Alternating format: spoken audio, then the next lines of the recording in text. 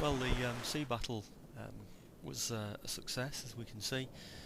I took one of the ships for my own. I put two of them in for prize money. So I've gained a ship and then gained enough to pay for it and also to restore the ship when the time comes as well. We're approaching the end of the turn. There were no more battles this turn because the nature of the United Provinces game we're still mainly at sea. We've got Dutch Guyana at the bottom of the screen. We're just moving away from it now, but you will be coming back to it shortly. There's Mexico and Guatemala. That's our other province, that other island up there to the left. Just take a quick check of that. We will be raising some recruits on there shortly.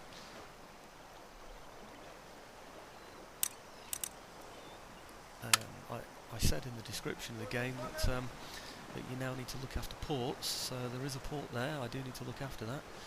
Otherwise, troops will be landed on it, or at least a massive Spanish galleon will come up there and stop my trade or stop me repairing ships. So I've put my ships into dock there. I'm going to get them repaired now. I know the quality of the screen wasn't very good on the last one. I'm hoping to improve it next time by saving it in a different format. We'll see how that goes. But what's actually happening there is I'm using some of that prize money, well, albeit the whole treasury, to restore those ships back to their former self. I think it came to, I can't even read up my screen here at the moment, about 140. I probably took about 1400 prize money and captured the ship as another ship as well.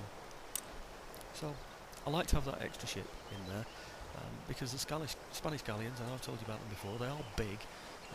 They do have lots and lots of guns. I like to sort of fly around them like wasps, you know, when they come along. It is nice to have that additional ship there. So, raising some troops in here now. These are Indian tribesmen that I've got here. Just to the right of there, or should I say the east of there, is French Guyana. That's Dutch Guyana you were looking at there with the Indian in. And French Guyana, sometimes, depending on how the French decide to go, will suddenly get loads of troops in it and then whack up there and take Dutch Guyana from you, which of course is a trading port for me, cutting off an important source of income for me. So you'll find that the Spanish and the pirates will block you at sea, and you'll find the French will attack you on land as well. Each theatre, there are 3 theatres, excluding of course the trading areas, has its own tax rate.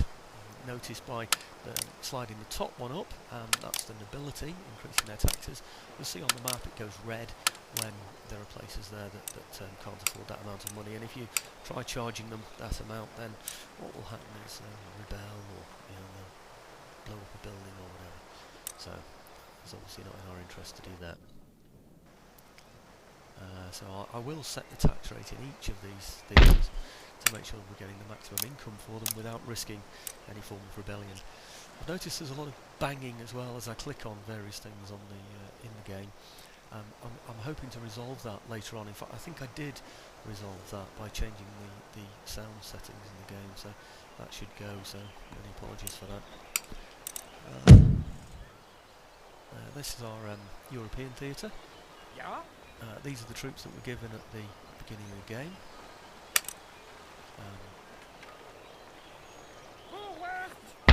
We're putting our army into our main territory. Like I said, France can just take it into its head to shoot a fleet around there and then invade and just take your capital, and then you're instantly out of the game.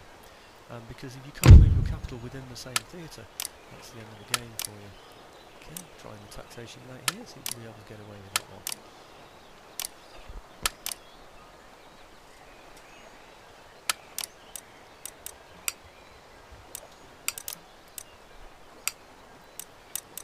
Moving to the next theatre, which is the Indian theatre. We're going down to Ceylon. Moving the fleet that's there into the port. Basically to stop anybody else moving into that port, and then cutting off my trade, because it is another trading port. Again, it's another thing that the French can do. They can put a large army onto their fleet, they can move it over to Ceylon and suddenly take Ceylon off you. So they can choose French Guiana, they can choose Antwerp in the centre, or they can choose Ceylon. They've got a bigger army, they've got a bigger fleet, and they can do that. The idea of this is to slow them down. If you've got something in the ports, they can't actually land in it. They can land their armies, and then they have to travel across land. If they land in a port, they can move more quickly. Okay, we have various ministers in the game. You'll notice in the top right there, hopefully of the screen, that there are elections that take place as well in several game turns time. In the meantime, we have ministers that aren't very good that are within our cabinet, so we can just get rid of those and select from the other MPs that we've got. It is a democracy, so the public vote in who they think is best. And it's my job to choose the best of those as cabinet ministers. Unfortunately, if your cabinet ministers don't get voted in, then of course what's going to happen is you get a load of newbies, some of which are good, some of which are bad, and you have to go through the whole process of improving the ministers, because they give you all sorts of different advantages, and in some cases disadvantages. Some of them will enable you to recruit fleets at a cheaper rate, or some even at a dearer rate, but if they recruit them at a dearer rate, then it means that your ships, once they're at sea, are actually cheaper. So there are all sorts of different advantages and disadvantages. I always go for the fleet minister first, because the fleets are the most important to me, and diplomacy, because I do need to be in good favour with my relations, particularly in Europe, so I tend to improve that one as well. Obviously, I have an army that I'm going to build, so I need to be watching This is the end of turn. I'm going to let this play out so you can see the nations go through. In future game turns I won't do that. I'll speed through these or just select the nearest neighbours, because there's no reason why you need to see say the Ottomans and Austria and all of the others make their moves. But for now I'll let you see their game moves. It gives you an idea of who's who on the map and what the enemy are up to. These are the French, of course. You can see they're moving their army straight away to the port. They're bringing in a fleet which is slightly too big for me to handle at the moment, this fleet, with the new ships that I've got. I need to build up some good ships. He's taking that army. You can take it anywhere. You can go over to French Guiana, or Dutch Guiana I should say, and take it over to Ceylon and take there. He's going to outnumber me in either one of those theatres.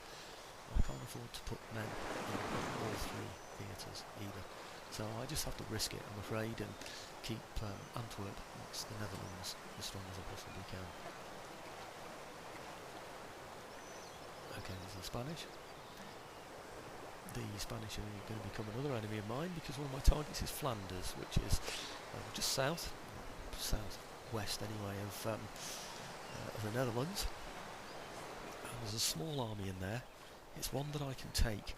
Unfortunately, it does take a long time to make populations like you, and if I were to take it now with a small army, the chances are I wouldn't be able to suppress rebellions, and I'd be continually fighting the rebellious locals as well as anybody else that chose to have a go at me. So it's really not feasible for me at the moment to attack Flanders anyway. But Spain will become a natural enemy, and of course, being part of the old Habsburg Empire, the Roman Catholic Empire, France and Spain are, dare I say it, in one another's pockets. Now we're on to the pirates. This is one that I will probably show you in future games as well, so we will show you the French, and we'll show you the pirates as well, so you can see what they're up to. You can see what they're doing. They're going along all the trade areas here. Those areas there are sort of trading hubs, if you like, ports in various places like the Dutch East Indies and the Islands. The end of the turn. Everybody else has had their move. Here are all my sort of warning signs on the left hand side to tell me who's doing what, who's blockading just those. It tells me who's recruited, whose route there is being raided.